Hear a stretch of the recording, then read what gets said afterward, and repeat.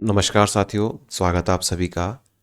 हिंदी साहित्य की इस लगातार क्लास में आज अपन चर्चा करेंगे हिंदी साहित्य लेखन की क्या परंपरा रही है और उस परंपरा में कौन कौन से जो आपके लेखक हैं उन्होंने अपना योगदान दिया है। साथियों, मैं पंकज शर्मा आप सभी का स्वागत करता हूं। अगर चैनल पर नए हैं तो निःशुल्क रूप से संपूर्ण हिंदी साहित्य को पढ़ने के लिए आप इस चैनल को सब्सक्राइब करके जुड़ सकते हैं। साथियों, आज अपन चर्चा करने वाले हैं हिंदी साहित्य लेखन की परंपरा के बारे में। हिंदी साहित्य लेखन की परंपरा के बारे में अपन चर्चा करेंगे। और सबसे पहले हिंदी साहित्य लेखन में जो कार्य किया वो किसने किया था? गारसा दत्तासी ने किया था। किसने किया साथियों? गारसा दत्तासी ने इसका कार्य किया। संपूर्ण चीज़ों को अपन देखते हुए चलेंगे व्याख्यात्मक रूप से। देखिए, हिंदी साहित्य का एक वास्तविक इतिहास लिखने का सर्वप्रथम प्रयास फ्रेंच विद्वान गारसा दतासी ने किया। ध्यान रखना है आपको, इसमें से क्या चीज़ याद रखनी है। सर्वप्रथम हिंदी साहित्य को लिखने का जो प्रयास किया था साथियों, वो किसने किया था? फ्रेंच विद्वान। कहाँ का था ये विद्वान? फ्रेंच का, फ्रांस का था। और इसका नाम क्या था? गारसा दतासी। क्या नाम था भैया? गारसा दत्तासी ने हिंदी साहित्य का एक वास्तविक इतिहास लिखने का सर्वप्रथम प्रयास किया।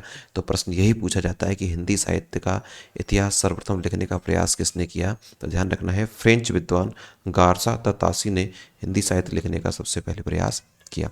इनकी रचना भी बड़ी महत्वपूर्ण है। आपकी रचना को आपको नाम याद रखना है। इसकी रचना है इस्तवार द ला लिटरेट्यूर एंदुई ए हिंदुस्तानी। क्या है?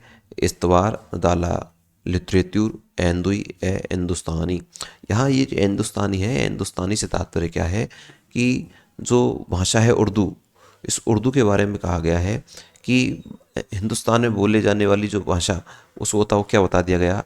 मुस्लिमों के द्वारा जो बोली जाने वाली भाषा है उर्दू बताई गई। जबकि इस एंदुई का अर्थ क्या है? हिंदी। इस एंदुई का अर्थ क्या है साथियों? हिंदी। तो दोनों का अर्थ, इस एंदुई का अर्थ तो क्या माना इन्होंने? हिंदी माना है। और इसका अर्थ क्या माना है इन्होंने? उर्दू माना है। देखियो, तो गार्स दतासी की रचना बताओ कौन सा है इसका इतिहास ग्रंथ? इस्तवार द ला लिटरेट्यूर एंदुई हिंदुस्तानी। सबसे पहले इन्होंने यह ग्रंथ लिखा। इनका जो रचना काल है, इस पुस्तक के कुल 5 भाग हो। इस पुस्तक के जो अपन ऊपर देखिए, इसके कितने भाग हैं? 5 भाग है। जिसको कितने संस्करणों में? 2 संस्करणों में विभाजित किया गया है। इस पुस्तक के 5 भाग है, जिसको कितने संस्करणों में विभाजित किया गया है? 2 संस्करणों में इसको विभाजित किया गया है, जिनका रचनाकाल निम्नानुसार है। देखिए, 2 संस्करण इसके कौन कौन से हैं? 2 संस्करण कौन कौन से वो देख लेते हैं। प्रथम संस्करण कौन सा है? प्रथम भाग इनका 1839। कौन सा भाग है?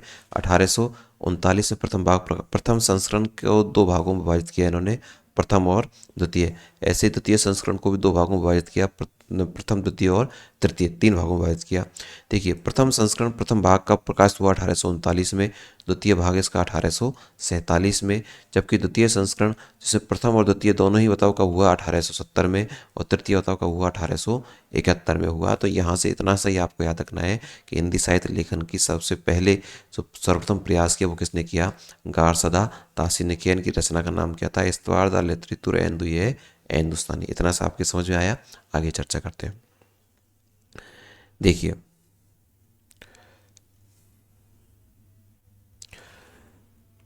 ये जो रचना है इस्तवार द लिटरेचर हिंदू हिंदुस्तानी, ये इसका जो प्रकाशन हुआ है वो the oriental translation committee Ireland से हुआ है। इसका प्रकाशन कहाँ से हुआ है? The oriental translation committee. कौन सी कमेटी? The oriental translation committee Ireland से इसका क्या हुआ है साथियों? प्रकाशन हुआ है। इतना नहीं पूछा जाता, आपको नाम याद रखना है, ठीक है।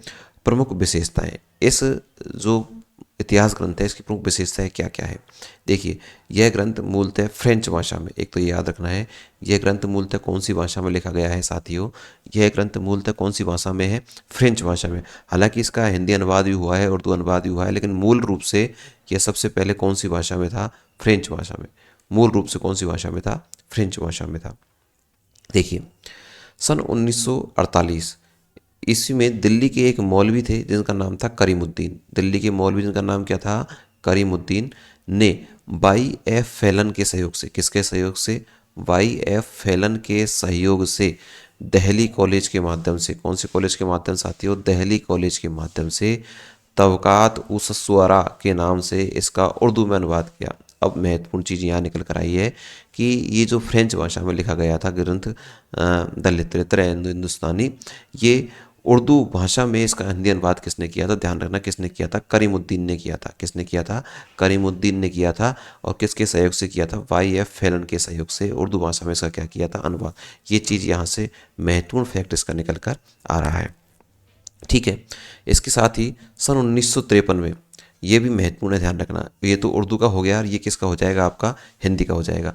सन 1953 में डॉक्टर लक्ष्मी सागर वासने ने हिंदुई साहित्य, किस नाम से? हिंदुई साहित्य का इतिहास नाम से इसका किस में अनुवाद किया साथियों? हिंदी में इसका अनुवाद किया। तो पूछा जा सकता है उर्दू में तो किसने किया था? करीमुद्दीन ने किया था। और हिंदी में इसका अनुवाद किसने किया था?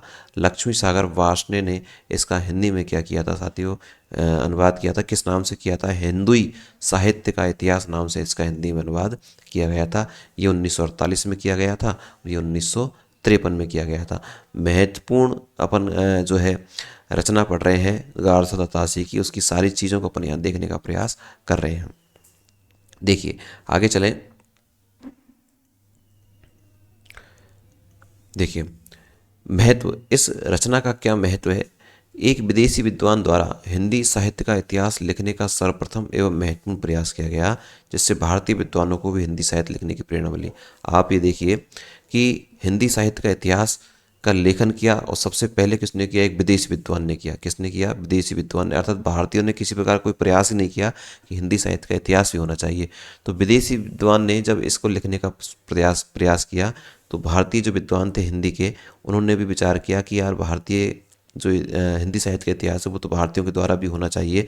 फिर जाकर उनको प्रेरणा मिली और फिर अलग अलग भारतीयों ने, अलग अलग हिंदुस्तानियों ने इस हिंदी साहित्य लिखने की परंपरा को आगे बढ़ाया। तो सबसे महत्वपूर्ण इसका रोल गारसदा तासी का यही है कि इन्होंने सबसे पहले मोटिवेट किया, सबसे पहले प्रेरणादायी कार्य किया कि सबसे पहले उन्होंने हिंदी साहित्य का इतिहास लिखा। फिर इसके बाद में भारतीय विद्वानों ने हिंदी साहित्य का इतिहास लिखने का इसको प्रेरणा गारसदा तासी से मिली। इस ग्रंथ में शामिल प्रथम कवि का नाम अंगद। महत्वपूर्ण चीज़ है। देखिए इस साहित्य में प्रथम कवि, ध्यान रखें इसमें कितने कवि हैं? टोटल 738 कवि थे इसमें, जिसमें से केवल 72 कवि ही कितने हिंदू थे? 72 कवि थे, कितने थे? हिंदू थे, बाकी सब अन्य थे। ध्यान रखना है इस ग्रंथ में शामिल प्रथम कवि का नाम क्या था? अंगद। अर्थात 738 में से जो प्रथम कवि था उसका नाम क्या था? अंगद। तथा अंतिम कवि का नाम क्या था? हेमंत पंत था। अंतिम कवि का नाम क्या था? हेमंत पंत था। तो ध्यान रखना प्रथम कवि पूछा जा सकता है कि इस ग्रंथ का प्रथम कवि कौन है? अंगद है। जबकि अंतिम कवि कौन है? हेमंत पंत है। कितने कवि थे? टोटल 738, जिसमें 72 क्या थे? हिंदू थे।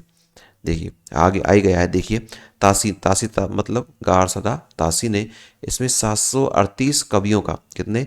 738 कवियों का क्या किया है? वर्णन किया है, जिसमें से केवल 72 कवि क्या थे? बताओ, हिंदू थे। अभी ऊपर बताया मैंने, वही लाइन नीचे है।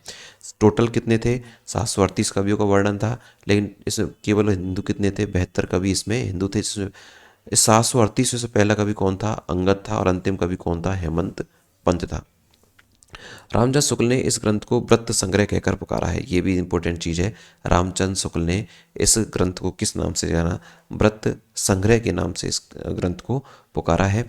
तो इतिहास, हिंदी साहित्य के इतिहास लेखन में सबसे पहले कौन आया? बताओ। गारसदा तासी आया। कौन आया? गारसदा तासी सबसे पहले आया।